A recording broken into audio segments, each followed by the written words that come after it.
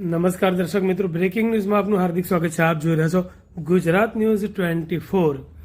યોગ શિક્ષકોની કાયમી ભરતી માટે રાજ્યમંત્રીઓ સમક્ષ અસરકારક રજૂઆત કરવામાં આવી.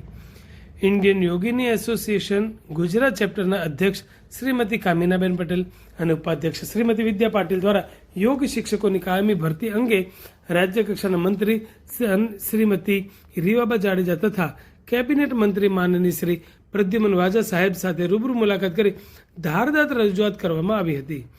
આ મુલાકાત દરમિયાન રાજ્યના શિક્ષણ ક્ષેત્રમાં યોગ શિક્ષકોની કાયમી ભરતીની તાત્કાલિક જરૂરિયાતો, યોગ વિજ્ઞાનની મહત્વપૂર્ણ ભૂમિકા તથા લાયક યોગ્ય શિક્ષકોના હિતમાં નીતિ બનાવવાની જરૂરિયાત પર વિસ્તૃત ચર્ચા કરવામાં આવી.